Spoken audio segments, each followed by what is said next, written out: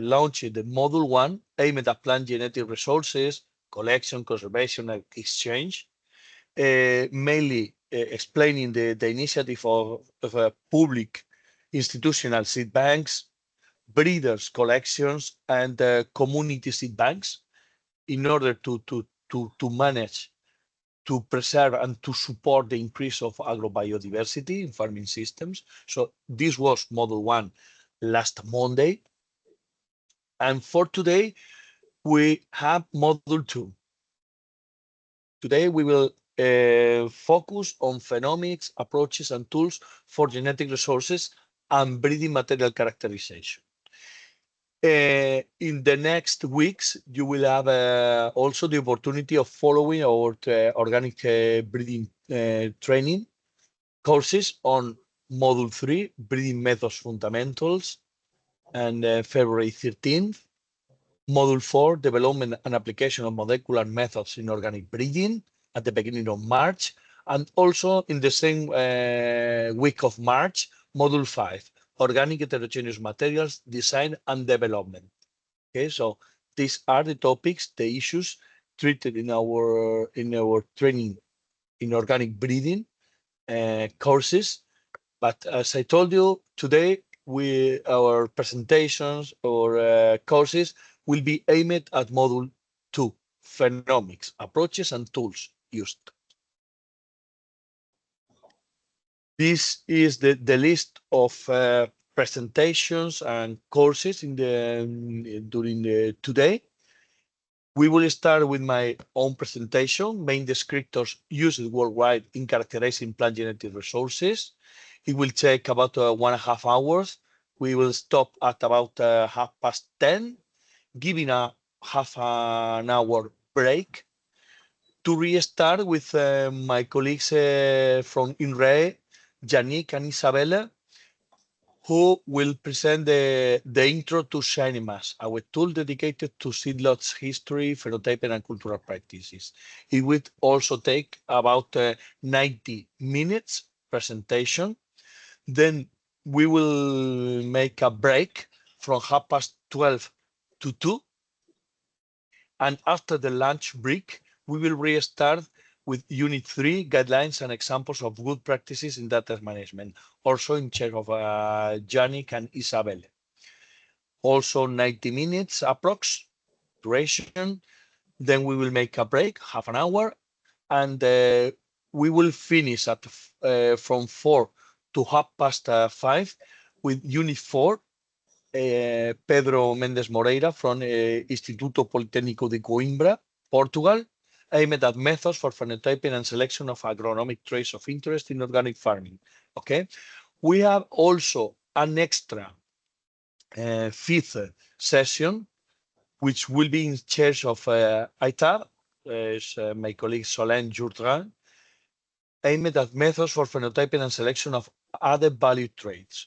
Due to the duration of the 4 previous units, this 5th unit, despite this very interesting for your training, we decided to provide this unit as an additional session, okay, which it's planned for the end of March. All of you as registrants will be invited for this extra training session. At the moment, we plan the final date. Okay, so once we arrange with the friends from ITAB, we will let you know the final day for this extra session, and you will be invited as well. Okay, so this is the previous frame.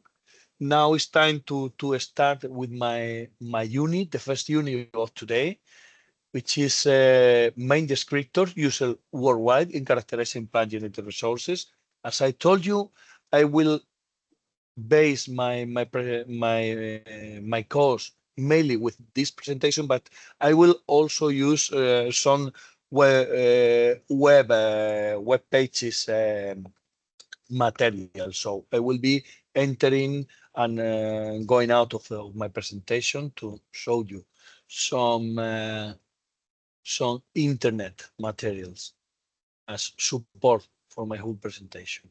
Okay. In this unit, this first unit, Phenomics, approaches and tools, during this, 90 minutes, now it will be 75 minutes, we will have a dynamic mixture of presentation about the main topics of phenomenon descriptors, the utility, the types, some types, examples, not all, because there is a plethora of descriptors used worldwide. I will focus, I will emphasize the most important ones, or the most used ones, management of data, main knowledge, and additional material. So this will be my main presentation. It will be combined, as I told you, with some virtual visits, connecting some internet additional materials. We will also spend about 10 minutes for a fast quiz for you with 4 or 5 questions to be replied and sent by me by email in the email body to me and my colleague Petra, because this is important for you to get the attendance certificates. Okay, so you will be encouraged to complement the quiz in 10 minutes at the end, almost at the end of the session. You want to get the certificate of attendance. Okay, and we will finalize also about 5-10 minutes in a fast debate, a grab up revision of what we have learned today, and proposed homework. Okay, this is also important to get the certificate. At the end, I will propose also a homework, not too big, but at least to ensure that you practice by yourself with by yourself with these descriptors, and you practice. Okay.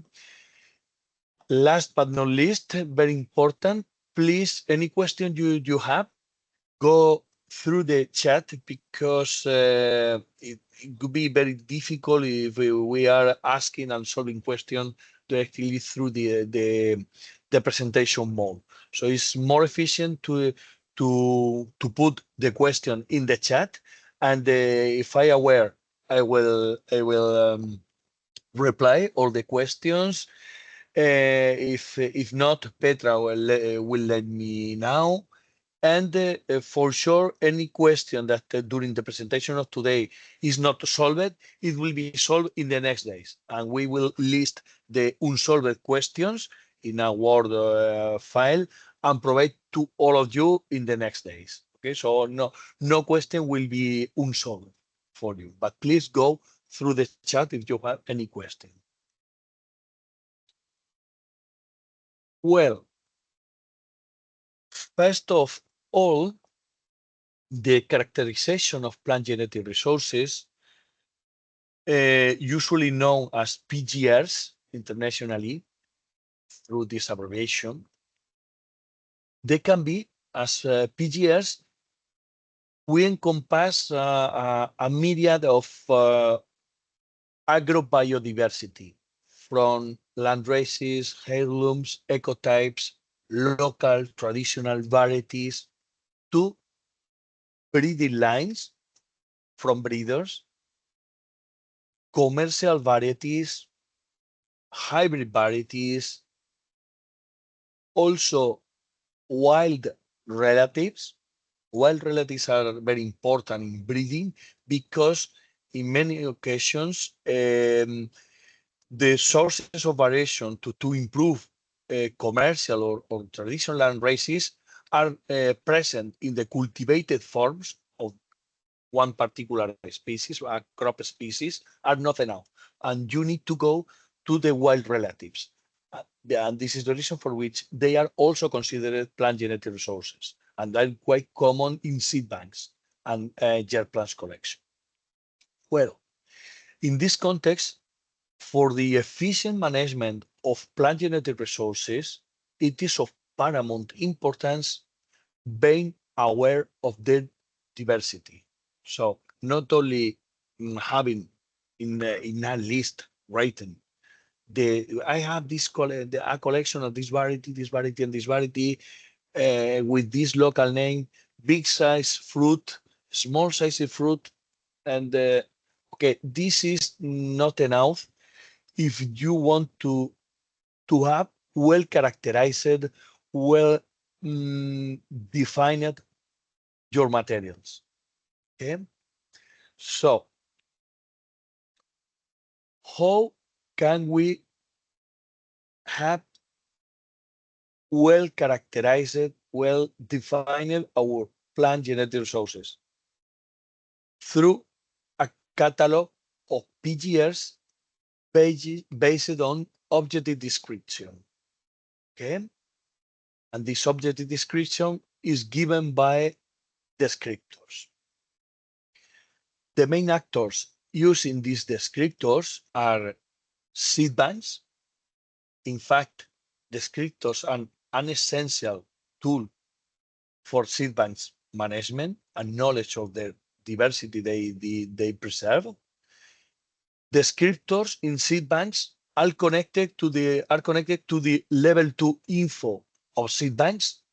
Maybe many of you attended the first session aimed at public and institutional seed banks. Okay, as I told you, and descriptors are essential for seed banks. Okay, and as I told in first module last week, there are three levels of data for the accessions preserved in seed banks. The first level or block of data are passport data. The second level were characterization data. And for this, descriptors are essential. It is a synonymous, okay? The description data or characterization data are connected to descriptors. And then you will have in a seed bank the evaluation data, which are mainly aimed at agronomic traits. And these kind of traits will be mainly presented by Pedro in the last session of today, agronomic traits and evaluation data. Well, apart from seed banks, also breeders and farmers use descriptors to be aware of the agrobiodiversity they manage. And finally, also seed companies use descriptors to have in clear the differences between their own breeding lines or the quality of their commercial varieties. So as you can see, many actors use descriptors. Okay. And what descriptors are? Okay, there are many ways to describe variation. Okay, there are many ways. We can describe variation in based on the general aspect of the plant, on the color of the fruit, on how we define the local name of tomatoes. For instance, the Valenciano tomato type or the piquillo peppers type, which are quite well known, but it is only based on the definition of the fruit shape and size. Okay, and this kind of descriptors or way to describe variation is very limited. Okay, this is not useful to describe properly the variation. Descriptors, the useful descriptors are mainly based on phenological traits, and not all of them. Mainly traits we show high inheritance. High inheritance means that these kind of phenological traits are not very affected by the environment. I mean, Of course, many phenological traits can be affected by environment. And when you change from one environment to other, the one trait may change. Okay. But there are traits which may change at higher levels than others when changing the environment. I mean, descriptors, to have a good description of your materials, your varieties, you need descriptors that cannot change too much with the environment. Why? Because the info you will manage will be also shared with other actors to show the variation you have, the kind of varieties you have. This is also info very useful for you because you in order to enrich your own collections as breeder, as farmer, as seed bank, you also need to know which is the variation managed by others, the varieties managed by others. And in order to avoid duplicates, you want to know what you have, clearly define it, based in several descriptors, and what we have others. Okay.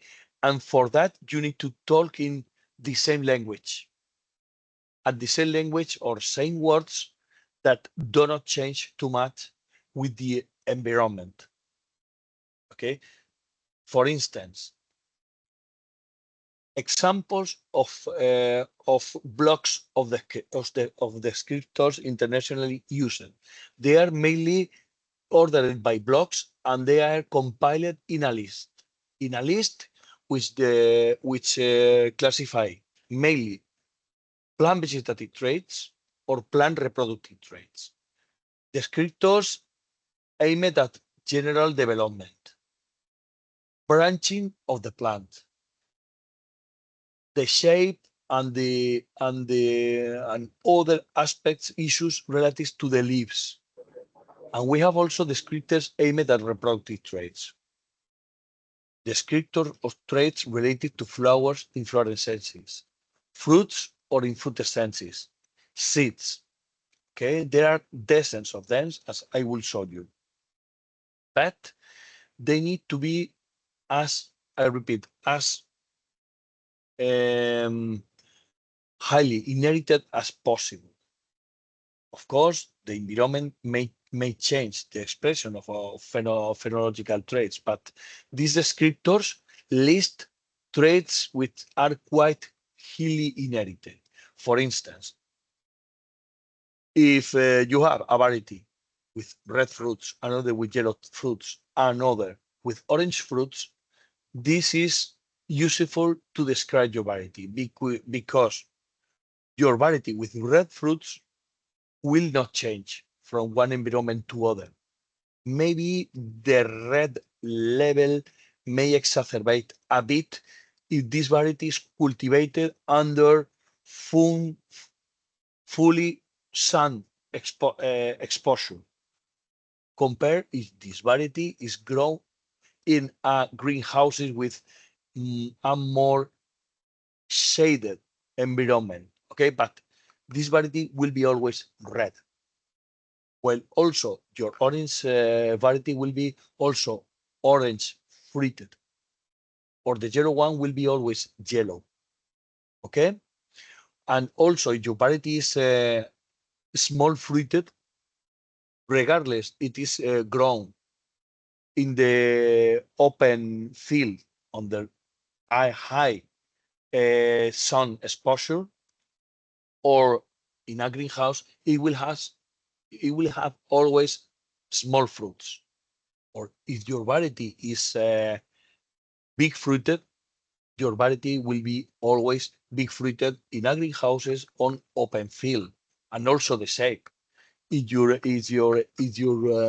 tomato variety is flattened, it will be flattened always, regardless the environment. Or it is round, it will be always round. Maybe if the environment it is grow is a bit cold at night, like occurs with some pepper varieties, maybe a round or a square, a blocky pepper may evolve to be a big pointed, but it will be more or less blocky pepper, not a horny pepper, not a bull horny pepper. Okay, so this is what I mean. They are quite inherited traits, not that they don't change but too much when changing from environment to other. So your English will be the same in your homework than outside. So your varieties characterized according to these descriptors will have these descriptors always regardless the environment. And this is very useful because different actors use the same language to define different varieties. Okay, and why descriptors? Why descriptors are useful? As I told you before, they are essential to manage agrobiodiversity, plant genetic resources, PGRs, in hands of seed banks, mainly their germplasm collections, breeders, their germplasms, their pre-breeding materials, their breeding lines, farmers, land races, traditional varieties, ecotypes, organic heterogeneous materials, etc. Because all these actors must be aware of the materials they have. They need also to check which level of diversity they have.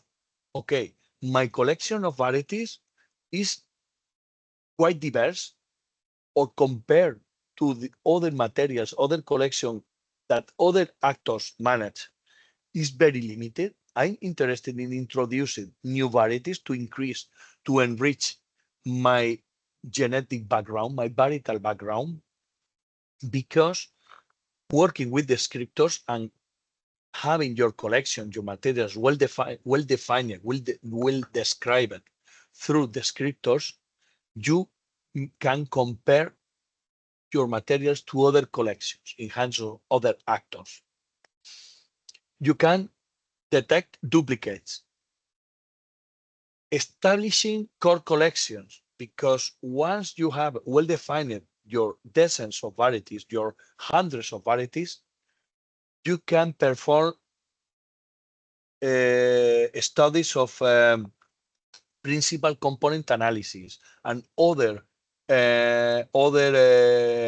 analysis of variation parameters in order to identify which materials with accessions represent the whole variation you manage.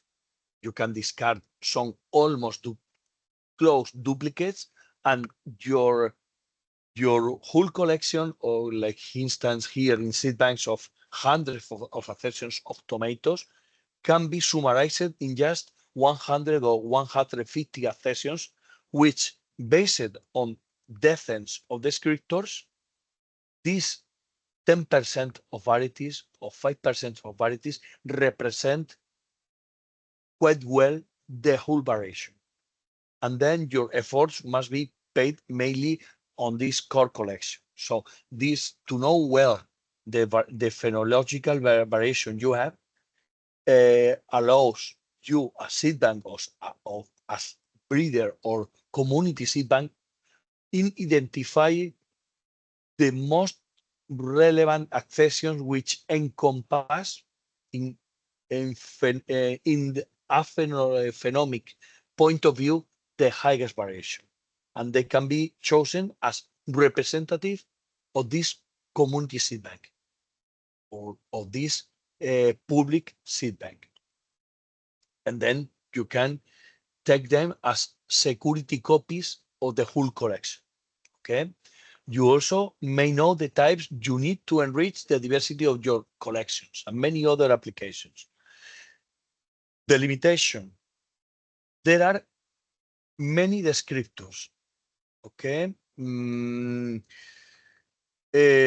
Almost every farmer, every breeder, every seed bank has their own descriptors, but it is always important to work in the same language. Okay, I mean with those descriptors that best encompass the diversity present on a crop and its relatives. I mean, there are many descriptors, many ways to describe the variation of a collection of peppers, of a collection of tomatoes and some wild relatives, etc. But you need to work with those descriptors that are comprehensive in terms of the crop species you are managing, or the vegetable you are managing, and also have some historically a high discriminating ability among varieties. In this regard, these are the three examples of descriptors I will show you today. The first one I will show you will be those based on the bio and compiled by Biodiversity International, which was the former IGRI, International Plant Genetic Resources Institute. Now it has also evolved from Biodiversity International to the Alliance Biodiversity International International Center for Tropical Agriculture. Okay, now they are working in Alliance. This is the webpage of Alliance Biodiversity and Science.org. I will visit with you in the next steps. We in a second point, we have also other kind of descriptors which are based on digital managing of images. So they are called high throughput digital tools. The most used one is the tomato analyzer. It was developed in the lab of Esther van der Nap in USA. We will visit as well the page of tomato analyzer, and finally online tools. The example of SeedLinked, which is being used by many partners in the context of the LiveSeeding project. Okay, this tool, this is some example of online tool, is mainly used by farmers and breeders on farm, and he had the advantage of working with very easy trades and on real time. So on the time you are characterizing the materials on farm, they are being updated directly in the platform of SeedLink. So it's quite efficient and easy to manage by farmers and breeders worldwide that can connect different that can work in different trials in different parts of Europe or the world at the same time, and working from different farmers at the same time. Well, now this is the practical part of today. I will provide you guided visits to biodiversity descriptors, the tomato analyzer webpage, and we will pay a short visit also to the SeedLinked. I will not provide too much details in SeedLinked because it is also considered for other courses within the LiveSeeding project, so I will not provide too many details. Just to let you know that it exists, that it is considered as part of the descriptors for breeding and to define varieties. And first of all, I will visit the page of Biodiversity International. I please ask you not to visit during my presentation because this is very important. Maybe the page can collapse because I did not try it. with so many people at the same time. Okay, we are too much at this moment, so please let me enter first and just follow my presentation. Do not enter. Okay, just wait and enjoy my presentation, and then during this session you will have later the opportunity to enter, but please do not enter now during my part of the presentation.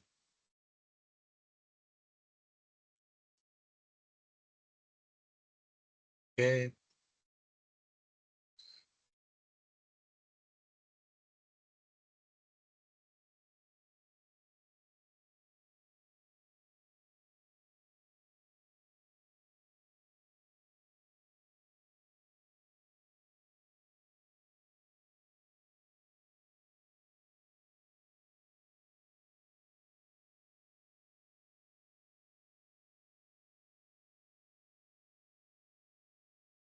This is the web page of Biodiversity International Alliance Biodiversity and Science web page now. Uh, this institute, the former International Plant Genetic Resources, uh, uh, who has which has in the last decades evolved to this alliance biodiversity and science, okay, is not only interesting for descriptors but also to follow in terms of many issues aimed at agrobiodiversity. Okay, it was initially uh, supported by the FAO, the section of the United Nations for food, and now it has evolved as a independent institution, but it's very interesting because they work in many issues aimed at preserving and valorizing agrobiodiversity. Okay, but here we will center our visit in the descriptors used to characterize plant genetic resources. This is the main homepage. Now you have different different issues to visit. The page can be visited in English, Spanish, or French. Okay, so if somebody has problems with English, maybe some farmers, some students, you are not still used with the technical words in English, you can try with Spanish or French. Okay, well, the most important part of for us today are publications and data. Okay, you can take notes because I will encourage you to visit later. Okay, but please let me now alone with this visiting publications and data, and within publications and data you can introduce the term descriptors,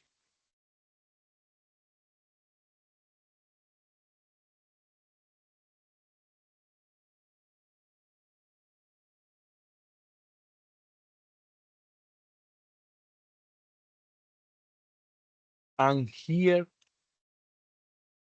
you will have a plethora of descriptors and publications aimed at description of plant genetic resources.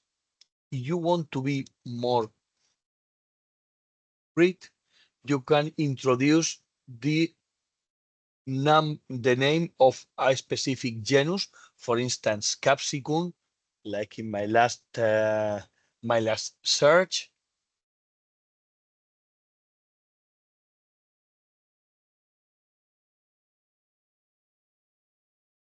And here you have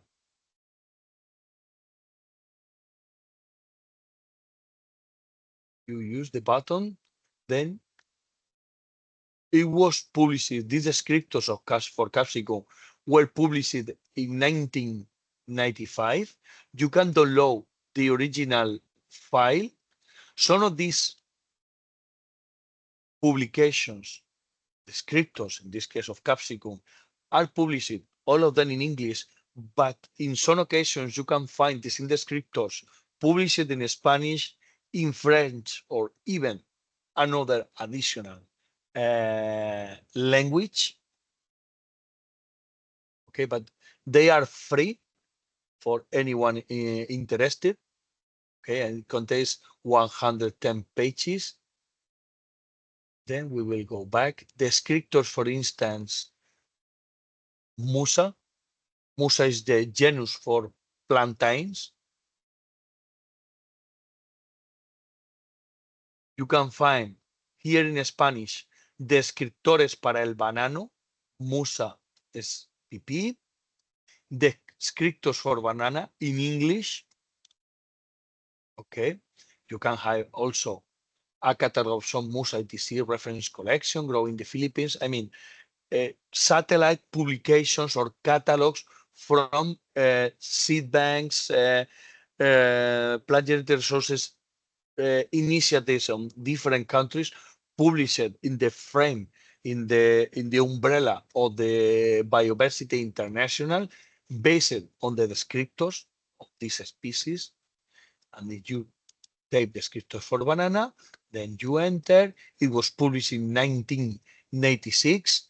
And if you want to download, because you are a breeder of banana, you are preserving the essence of banana varieties, but never being well-defined used international descriptors, then you can download the catalog, the list of descriptors, and you can describe properly your variety using an internationally accepted list of descriptors, the descriptors of Biodiversity International. Okay, so this is the descriptors of banana. We have also descriptors tomato. Okay, descriptors for tomato, Lycopersicon spp, but also tree tomato. I don't know if you are get familiar to this species, Solanum betaceum. It is another Solanacea grow in the Andean region. It is called the tomatillo or tomate de árbol. It was first known as Cyphomandra betacea. Now Solanum betaceum is an Andean exotic Solanaceous fruit bush. Okay, but it is a question to introduce in this search of Biodiversity International the keywords, descriptors, and the species, the common name of the species or the Latin scientific name. And this is quite easy, and you can get the catalog of the species you are interested for free. Okay, I will leave this page and I will give you more details now on what we can find in these descriptors, in these catalogs of descriptors. I will share as an examples with you the one of capsicum. Okay, the first one we saw in the searching tool of Biodiversity International. The descriptors, the common points of the descriptor for one species start by the main issues relative to the foundings, etc., which allow these descriptors, the typical index, the preface, definitions, and use of the descriptors, and then the descriptors are ordering by passport descriptors, accessing descriptors, collecting descriptors, management, seed management descriptors, multiplication, regeneration descriptors, descriptors relative to the environment and site. I mean, this first block of descriptors, purpose, passport management, environment, and site are mainly aimed to collecting conditions, to the pedoclimatic conditions that this accession you are characterizing now came. This accession came from Central Europe in a dryland area, because this is not only important to characterize phenotypically your variety or your collection of varieties, but also to have connected or linked to the pedoclimatic condition it is adapted. So this is also considered by the descriptors guides of Biodiversity International.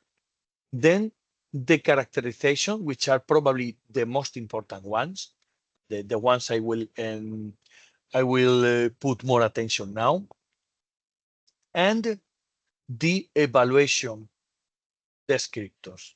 If you are interested not only in the raw description of your varieties, which is the most common one, the plant characterization, you can also use descriptors to evaluate under abiotic or biotic stress susceptibility. Okay, or if you have any info, identify genes. Sorry. So the first visit of these descriptors, you can see here how to define the passport accession description, the scientific name, genus, species, subspecies, botanical variety, male or female parent. If it is your species has two sex, is not hermaphrodite, is two-sex species, etc. Which kind of breeding method, if you are working with breeding lines, not raw land races. So they are very comprehensive, even at the level of passport and collecting data. Okay, location of the collecting site, latitude, longitude of the collecting site, etc. Elevation, collecting source. It was collected in a market, in a wild habitat, in farmland. The status of the sample, it's wild, is ready, is a breeding research material, is a land race, etc. The population size which was sampled. The uses of the accession as a spice, as a vegetable, medicinal. These are mainly linked to passport collecting info. Then seed management descriptors, accession number, population identification in the seed bank or in the seed company, or for you, if you are a community seed bank or a farmer with several accessions in your collection, multiplication, regeneration descriptors, etc. Pollen viability, if you measure, etc. The descriptor relative to environment and site. And I will go directly, yes. You can see here a scheme of the different pedoclimatic conditions you have found, or originally this accession you are characterizing came. The good point of the descriptors is that they usually not only this one from passport data, but also for characterization data, which are I repeat, the most interesting for today, are complemented by schemes and pictures to illustrate to all of you, any people, if you have doubts, okay, but what really mean this descriptor for characterization with a leaf shape, a cotyledonous leaf shape, deltoid, ovate, or lanceolate. Here you have the here you have the shapes, okay, with a picture, quite clear, okay. The cotyledonous leaf color, light green, green, dark green, okay. When you characterize, imagine you have your accession behind you, of you, okay. I'm characterizing. You have your list of descriptors. Then you need point by point characterizing. At the beginning of the seed of the germination, you may take notes about the hypocotyl color, the hypocotyl pubescens, the cotyledonous leaf color, cotyledonous leaf shape. They are defined white, green, purple in the case of the first, sparse, intermediate, dense for the second, hypocotyl pubescens. The good point is that you may list the descriptors and then you can put the number which corresponds to the trait evaluated. I mean, okay, my accession has purple hypocotyl. Okay, this is number 3 for trait 7111 hypocotyl color. Then hypocotyl pubescens. I see that my seedlings are intermediate. Okay, number 5, and you can list descriptor by descriptor, characterizing, describing your variety. Okay. This in the second point, you have the plant descriptors. Life cycle is annual, biennial, perennial, stem color, nodal anthocyanin in peppers. Peppers, you can find that in the nodal point they are green, or maybe they have the dots like purple, or dark purple. Then you define your variety if it is 1, it is 3, it is 5, or it is 7. Green like purple, or dark purple. The stem shape, cylindrical, angle, flattened. The stem pubescent, you can see also images here, etc., etc., etc. The plant growth habit. This is 3 sparse, branching habit, 5 intermediate or dense, very concentrated plant growth habits, and so on. The leaf shape, because maybe at the cotyledonary stage, the shape of the leaves is not the same, may have evolved at the adult phase. Okay, I can define at the adult phase of the plant how is now the leaf shape. It is deltoid, it is ovate, or it is lanceolate. And the same for leaf pubescence, etc., etc. Flower position, pendant, intermediate, erect, corolla color, etc.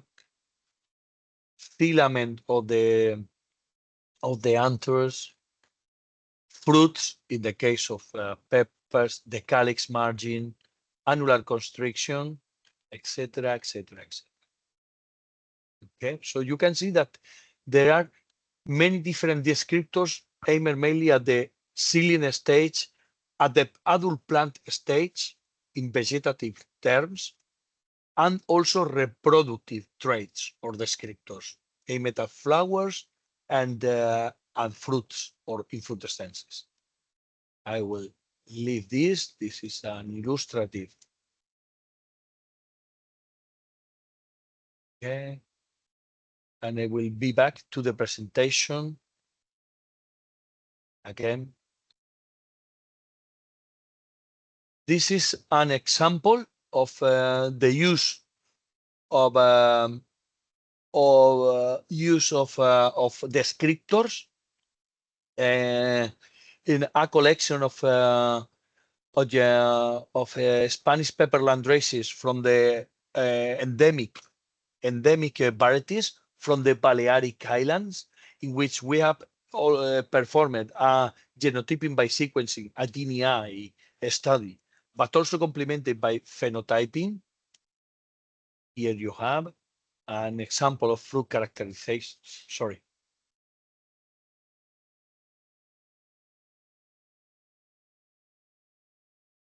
Okay.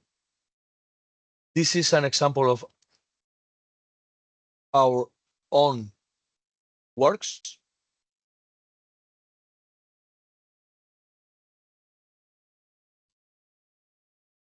Okay, genetic diversity, population structure, and phylogeny of insular pepperland races is a recent publication, which is it's in the list of additional available materials. It has been.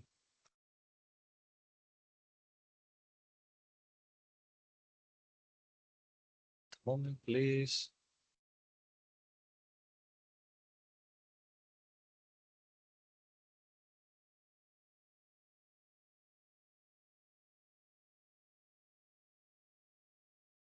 You can see the publication here. We characterized several insular varietal and races of the Balearic Island from Mallorca and Ibiza, different varietal types to define the those descriptors which differentiate varietal types among them, but also to explore if there are descriptors that may differentiate among accessions within each varietal time. I mean, this was used to identify, to describe in a efficient way different varietal types from insular varieties, and also identify which descriptors are are highly discriminant to differentiate between varietal types, but also which ones are also or even efficient to discriminate, to differentiate accessions which belong to the same varietal type. You can see here the descriptors used. I must say that despite the capsicum descriptors of Biodiversity International, you have dozens of descriptors, okay? But you don't need to use all of them. With your when you get familiar to the descriptors, you will discover that for your materials some are more efficient, some are less efficient, and you will use those which are more useful for you. So you don't need to use all of them and pay hours evaluating your materials for the dozens of descriptors. In our case, thanks to our experience, we have a list of selected descriptors which have been useful for other previous collections of peppers, and we use in publication this one, the stem color, nodal antioxidant, stem pub, stem length, etc., etc. Okay, this publication is available. It is listed, I will mention later, in the complementary list of available materials. Inflorescence flower descriptors, number of flowers, stigma insertion, calyx margin, etc., with their different levels of each descriptor, fruit descriptors, etc., and even pollen descriptors. In this page, we describe it based on the descriptors how each varietal time varies for each descriptor. For instance, stem color within Pebrera Blanca, all are green. However, for nodal anthocyanins, 17% of the accessions are light purple, while 80% have nodal anthocyanin purple. Okay, so in this way, descriptor by descriptor, we describe our variety and we detect variation within each varietal type. Same for varietal type Citro de Matances, same for Baña de Cabra, same for Blau, etc., etc. Okay. These are qualitative traits. Okay.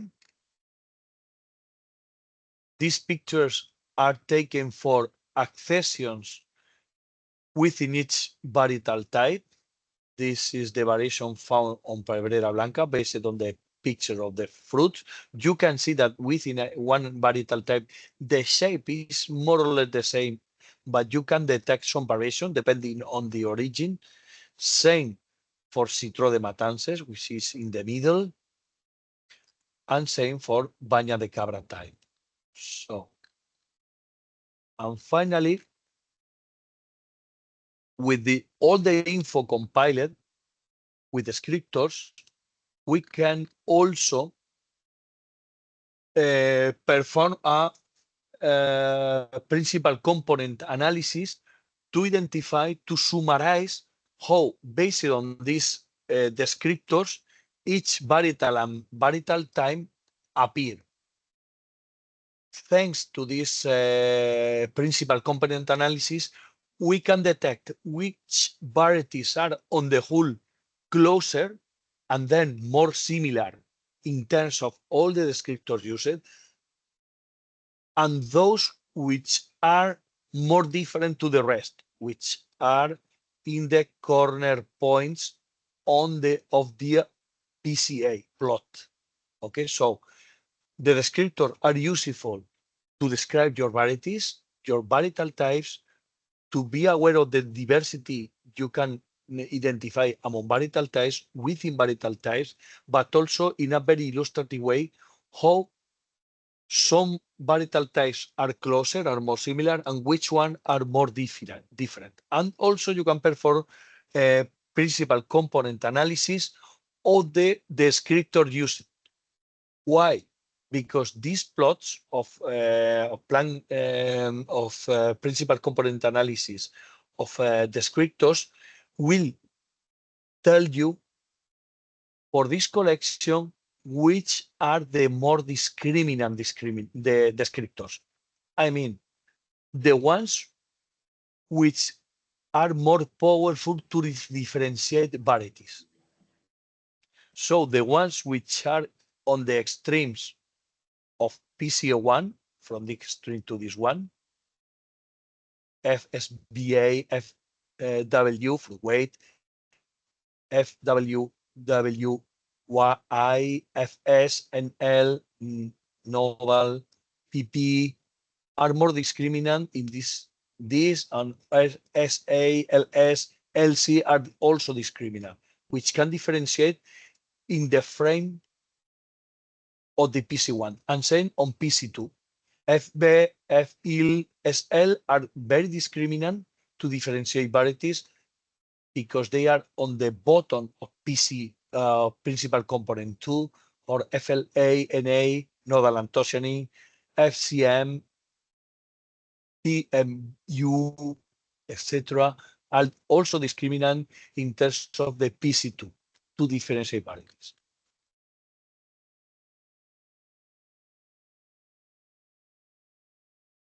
This is an example.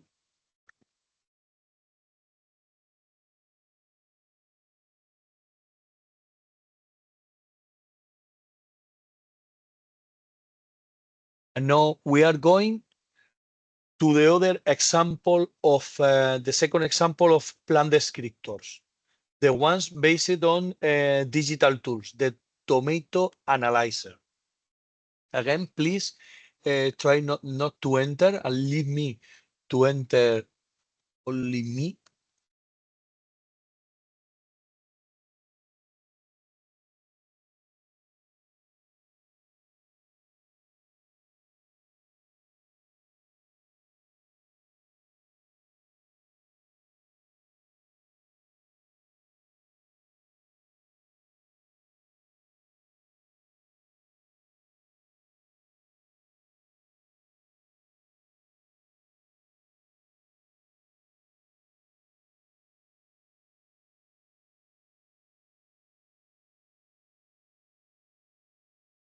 This is the page for tomato analyzer. Okay, I will put later the link, or if Petra, please, can you add in the chat the links of the tomato analyzer and the Biodiversity International to the attendance. Here in this is the webpage of the Van der Naap lab, which is Esther Van der Naap is one of the most recognized researchers, scientists, and geneticists on tomato plant genetic resources and also genomics, fruit quality. It is in the University of Georgia, and within the webpage of Van der Nat Lab, you have also the link, the branch of the tomato analyzer. Here in the tomato analyzer, you had the different updated versions. I started with my first works with the version 1 and 2. Now they have evolved towards the tomato analyzer version 4. In this page, you will find the file to download the tool. It is free. You can download the tomato analyzer tool, and also a manual for management, a tutorial. Okay, so it is a question that you enter. If you are interested in managing this device, is very easy. You just need to enter to the tomato analyzer webpage, and then you download the zip file of tomato analyzer last version and the manual to understand how it works. It is quite easy. In addition, you have also references of management, and also as additional materials, I have added in my last slide mm, paper aimed at how to manage in a very simple way and very illustrative way how to manage the tomato analyzer. Well, the tomato analyzer, you can see here now some pictures, okay, and I will go back to my presentation.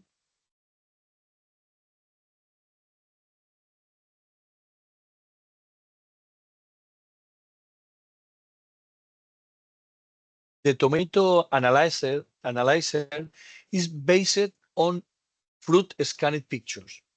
It was initially developed for tomato in the Stervardenap lab because they had such need. Okay, we are working on tomato. We need something additional to the common international descriptors because there are some differences that cannot be described by the descriptors, and they developed this device, this tool. This device, the tomato analyzer, works with scanned images of cut fruits, not raw fruits. You need to cut and to scan. Okay, you can use any scanning device. The bigger the Adrian, yes, Adrian, Isabel. we see two slides. Could you move to a Okay, single yes, sorry. Yes, presentation mode, please? Thank you. yes. Sorry. It's because I'm changing so much. Sorry. Okay, thank you, Isabella. Yes, it is very easy. You don't need any other additional device. You just need your scanner. The bigger the screen of the scanner, the more fruits you can scan. And then you cut the fruits and put on the scanner. And then scanning the image in any image format. With this image format picture, then you work with the tomato analyzer. You enter to the tomato analyzer and you follow the instruction. Then the tomato analyzer which will analyze in different ways your cut fruits. You cannot imagine how this device can extract info from a cut tomato. It works with the different length, height of the fruit, but also internal parameters, also the flesh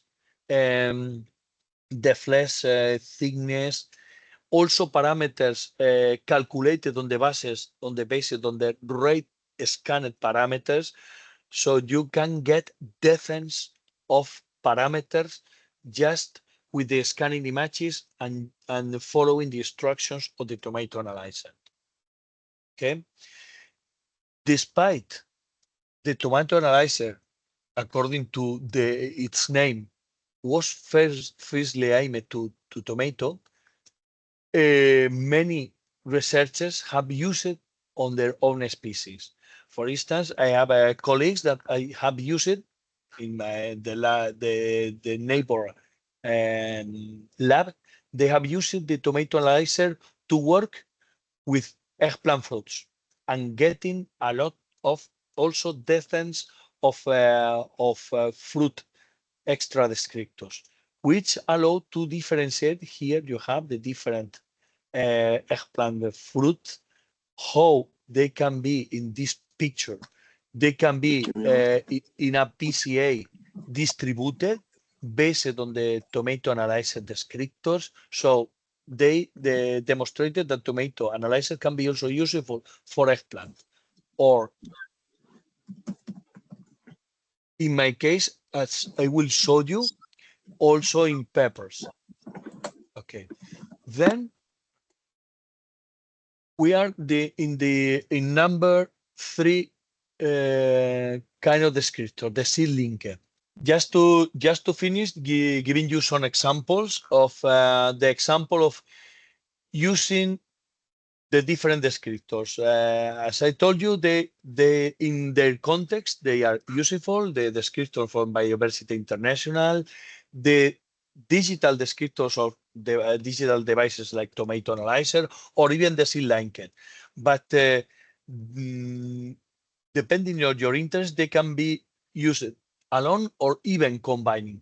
These are some examples of, for instance, the use of descriptor Biodiversity International and tomato analyzer, which is this paper. I leave you in the additional materials. It was very interesting because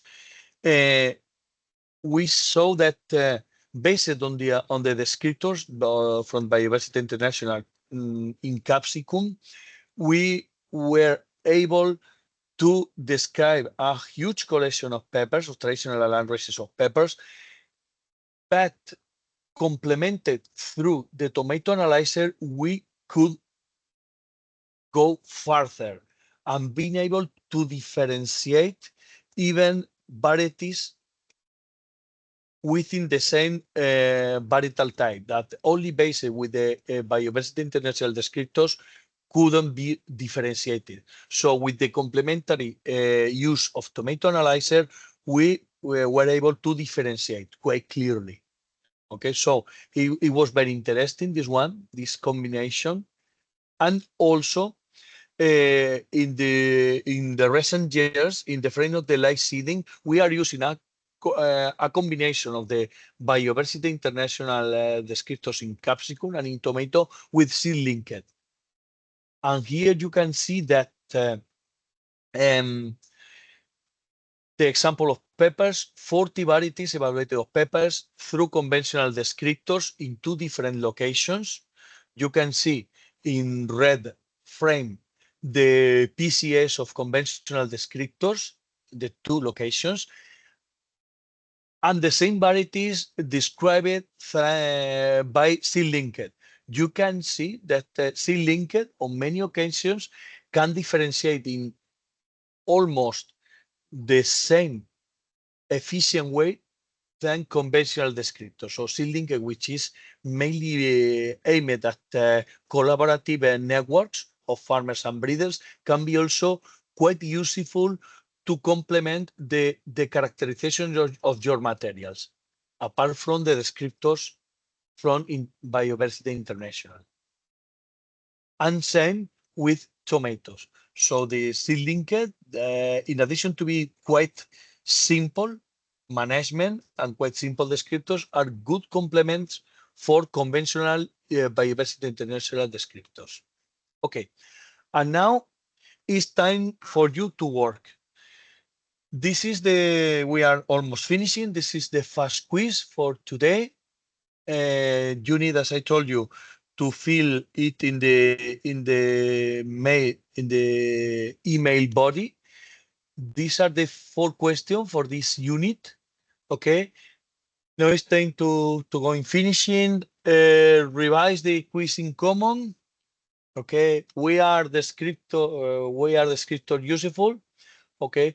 Can somebody give me some reply? Maybe Stella.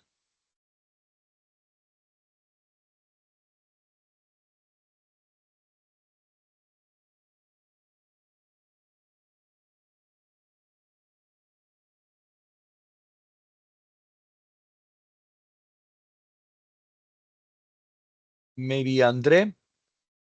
Andre, do you have?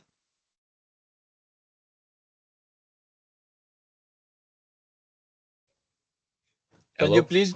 Yeah, yes. Can you please tell us what shall you answer for why are the descriptors useful? Are useful because they provide standardized criteria to describe and evaluate plant traits. Mm-hmm.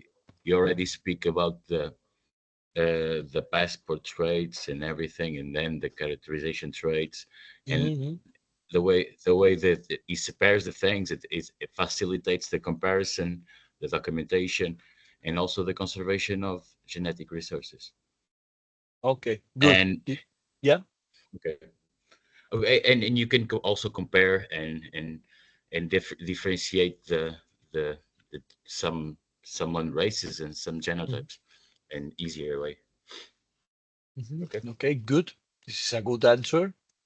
Okay, so yeah, on the line we are speaking. Okay, today. Okay, question 2. Is there some volunteer to name 5 species covered by biodiversity descriptors, or biodiversity collapse that nobody was able to enter? Is there some volunteer? Yes, Estelle, I can Okay. try. Yeah, Sorry for yes, the try. frustration, Adrian. No problem, Estelle. I was not in front of my computer. I can give as example some species for which I have already found the descriptors because I needed them: oat, wheat, chickpeas, tomato, and last one, lentils. And quite 2 weeks ago, I have searched Pisum sativum, and it doesn't exist, unfortunately. Yeah, There are yes, yes, yes. my examples. Yes, it's quite curious because there are some quite important species like umbelliferae ones that for me, working with them years ago, it was difficult to find good descriptors. So sometimes it is surprising how many species are covered, but Mm. then there are some important species that do not appear. Okay, I think that it depends also on the initiative of some research groups to prepare these descriptors and talk to Biodiversity International. So maybe nobody has interest or time to prepare these descriptors for lentils, and this is probably the reason. Okay, good job, Stel. Nice to meet you again, at least virtually. Yes. Okay. Question 3. What raw info is essential to work with Tomato Analyzer? It is a very short question. Any volunteer?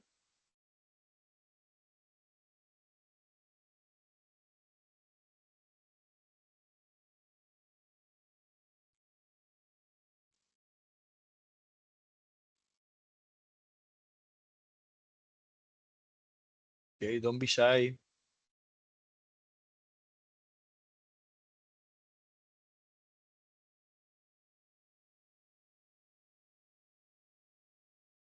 Okay, Andre? Yes, yes, Adrian. Yes, can you please give me the answer to the Tomato Analyzer? Uh, you speak about the scan images. Mm-hmm. Let me check my answer. It's okay, Andre. It's okay with that. It's okay with that. Yeah, Of course, it's with the scan. scan. Yeah?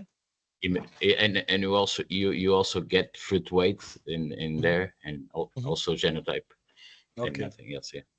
Okay. Okay. But any scanning.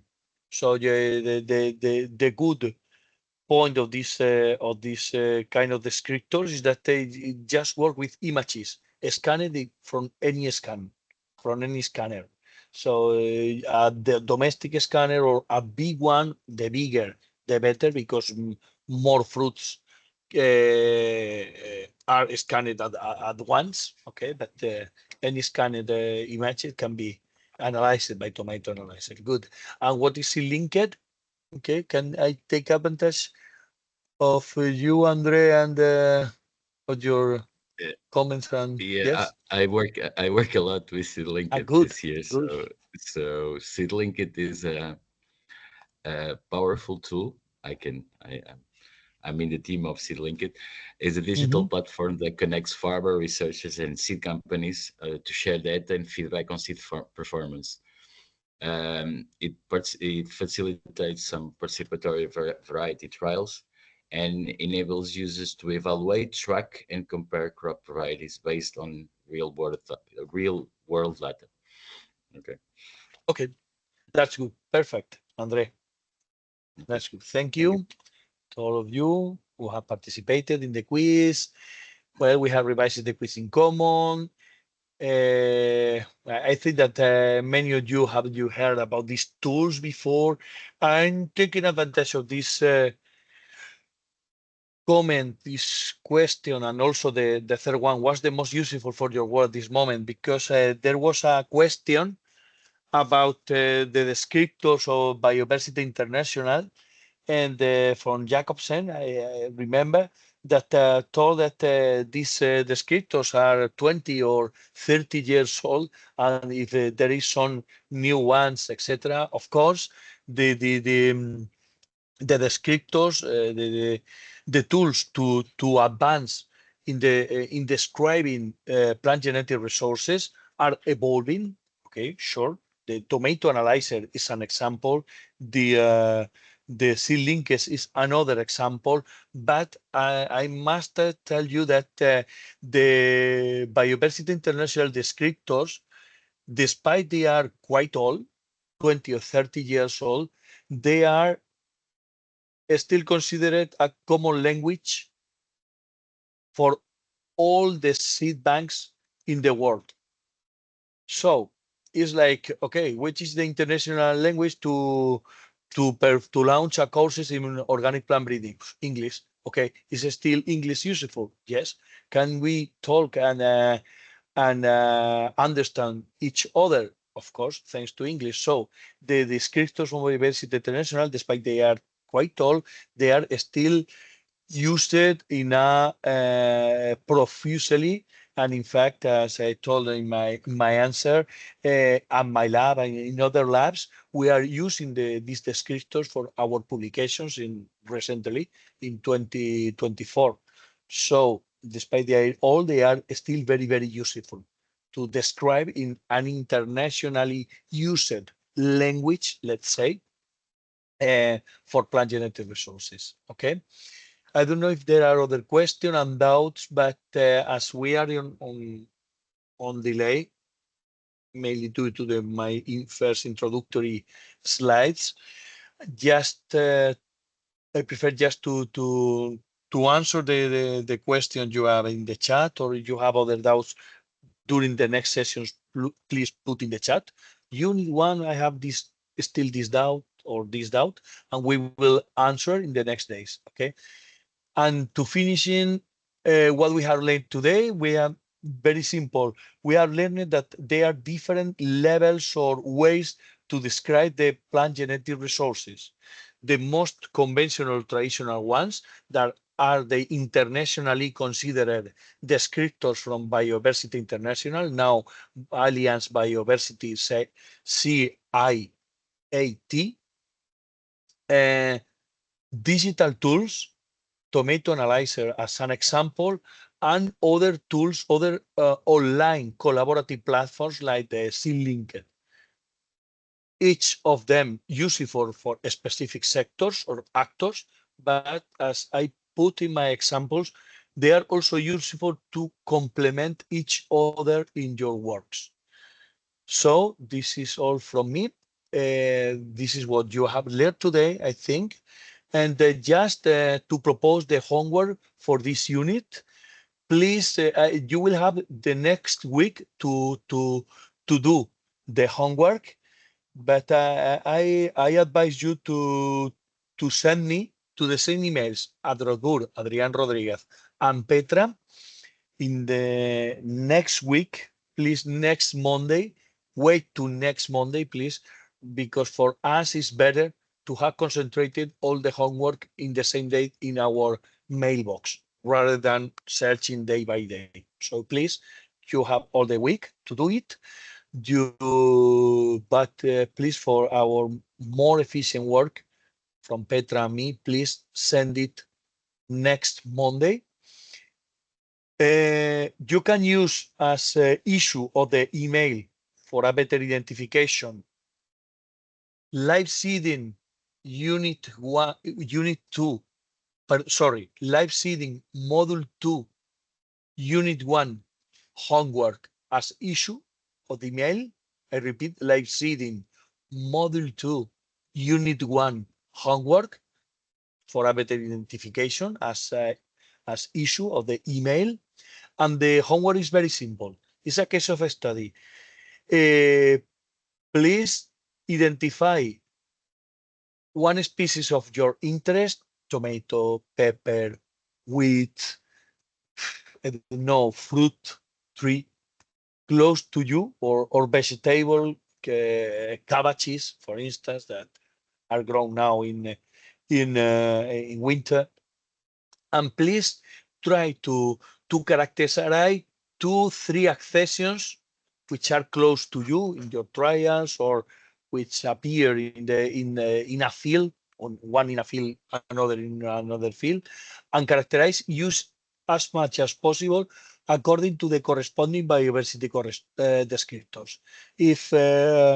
If cabbages, go to brassica descriptors, okay, to cabbages and other related species, and go to the plant, and because I don't know if they are flowering, but at least the plant descriptors, and please describe these 2-3 accessions using the descriptors and putting which level of cheese plant descriptor correspond to your variety.